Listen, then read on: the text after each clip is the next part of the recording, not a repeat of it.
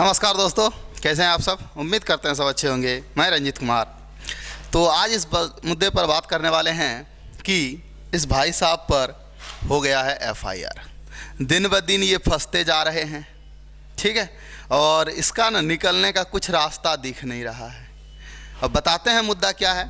तो मेरे साथियों, मुद्दा यह है कि बताया जा रहा है जैसे कि न्यूज़पेपर्स में आज तक में दिखाया गया है कि इन भाई साहब का शादी हुआ था 6 दिसंबर को 2023 में, बट ये पता नहीं है, कोई दिखा रहा 6 नवंबर को।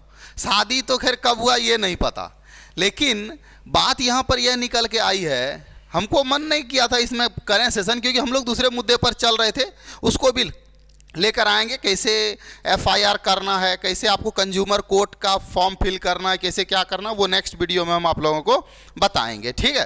पहले इस भाई साहब के बारे में थोड़ा सा समझ लीजिए, क्योंकि देखिए अब बात क्या होगी। बोला मम्मी से बहस चल रहा था, मम्मी से बहस चलते चलते चलते चलते प्रॉब्लम क्या हो गया, बीवी के साथ मारपीट हो गया। मारपीट हो गया तो बीवी को इतना मार दिया अपने वाइफ को कि उसका कान का एक पर्दा फट गया है।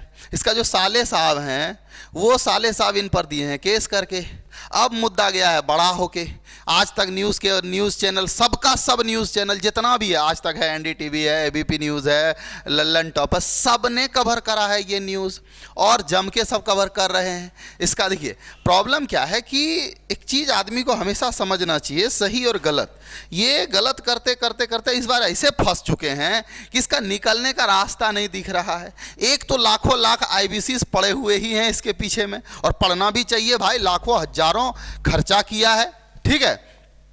अभी उस मुद्दे से हम लोग हट के बात करते हैं, उस मुद्दे पर आते नहीं है। थोड़ा सा इन दोनों के बारे में ही बात कर लेते हैं, फिर उस मुद्दे पर हम लोग आएंगे। लीगल नोटिस वोटिस सारा चीज़ कवर करेंगे आज, ठीक है। देखिए बात क्या है कि आप लोग को जैसे कि पता है, हम सबको पता है कि हम लोगों के बीच में संदीप सर और विवेक बिंद्रा के बीच जो कहानी चल रहा है, वैसे संदीप सर और विवेक बिंद्रा के बीच का कहानी है नहीं।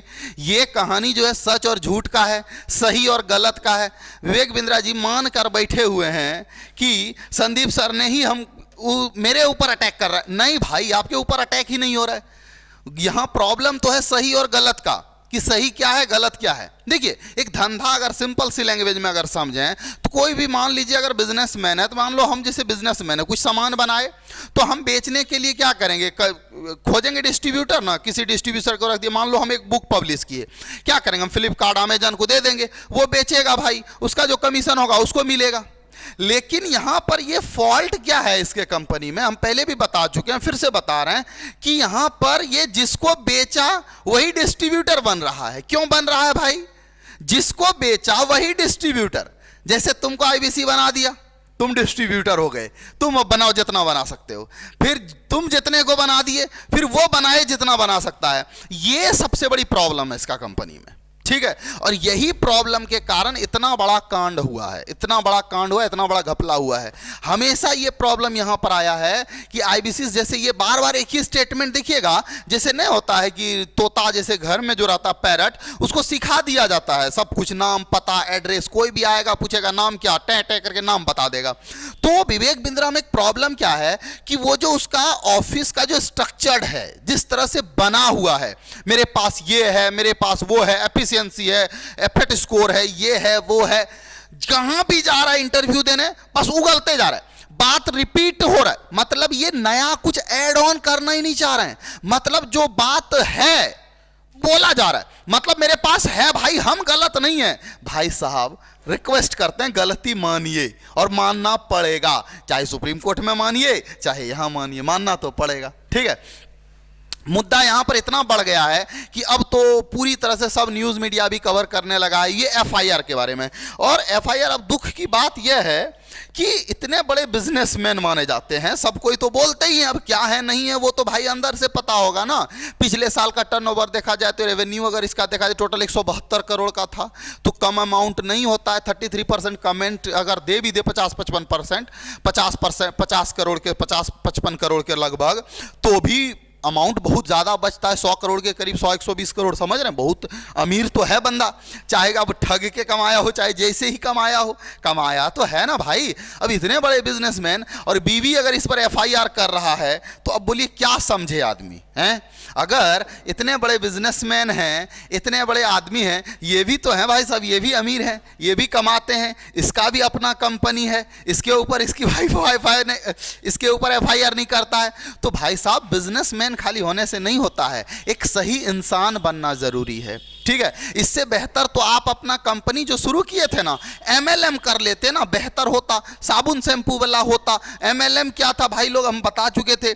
एमएलएम में सिंपल सा क्या कहानी होता है कि एमएलएम में बस इतना सा कहानी है कि आप एक आदमी को जोड़े, आप एक आदमी को मान लीजिए जोड़ दिए, फिर वो क्या करता है 3 आदमी को जोड़ता है, फिर जिसको जोड़े वो 3 आदमी को जोड़ता है, साबुन शैम्पू सब इस तरह से बेचते रहता है।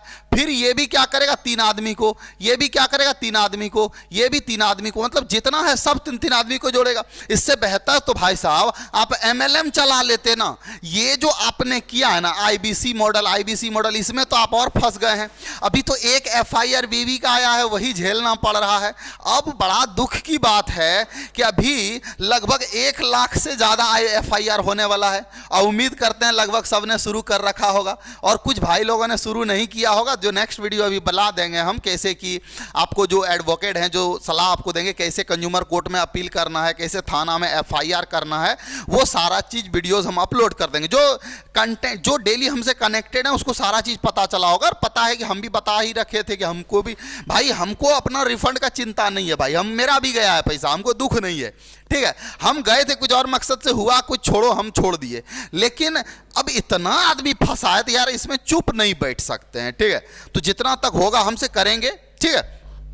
तो ये मुद्दा है भाई साहब, ये पूरे ट्रोल में चल रहे हैं, पूरा फॉर्म में चल रहा है। वो कहता है ना भगवान जब देता है तो छप्पर फाड़ के देता है, जब इसके ऊपर केस शुरू हुआ तो छप्पर फाड़ के हो रहा है, और होगा धीरे धीरे ऐसे ये फंसते जा रहे हैं, निकलने का कोई गुंजाइश नहीं दिख रहा है। अब पता नहीं अब क्या सच्चाई है, बीवी वाला कांड मारपीट का क्या सच है क्या झूठ है, ये पुष्टि हम नहीं करते हैं। जो मीडिया न्यूज़ दिखा रहा है उस न्यूज़ को पढ़े, उस न्यूज़ को देखे, और उसी चीज़ को हम आप लोगों को आकर बताएं हैं, ठीक है। हम पर कोई एलिगेशन ना लगा दे कि आप कैसे बोल दिए, आप ये कर दिए, आप वो कर दिए, आप जानते हैं, तो माफ करिए, हम ऐसा कुछ नहीं जानते हैं। मीडिया बता रहा था तो उस न्यूज़ को हम भी कवर कर लिए। तो साथियों बात करते समझ में आया होगा कि क्या चल रहा है, ठीक है, और ऐसा नहीं होना चाहिए, ठीक। अगर सही है तो सही होना चाहिए, गलत है, देखिए मुद्दा अपने जगह पर है, बट हाँ इस तरह का अगर किसी पर एलिगेशन लगा दिया है कि केस फरियाद जो भी हो, बट अगर ये गलत है जल्द से जल्द पुलिस इसका इंक्वायरी करे, इन्वेस्टिगेशन करे, क्लीन चिट दे। क्योंकि देखिए इसमें क्या होता है कि जो बिजनेस का प्रॉब्लम है भाई वो अलग होता है, लेकिन जो फैमिली प्रॉब्लम है वो अलग हो जाता है, ठीक है। तो देखिए आगे क्या होता है, उम्मीद करते हैं बातें समझ में आई होंगी। और कल कोई वीडियो हम नहीं डाले थे इससे रिलेटेड, और क्या क्या हुआ है इसके बिहाफ पर, ठीक है, आईबीसी के फेर में, वो हम नेक्स्ट वीडियो में बात करते हैं। ये मुद्दा अलग था तो मुद्दा अलग ही रहने देते हैं, ठीक है। चलिए मिलते हैं हम लोग किसी नेक्स्ट वीडियो में। तो आज तक के लिए इतना ही। जय हिंद।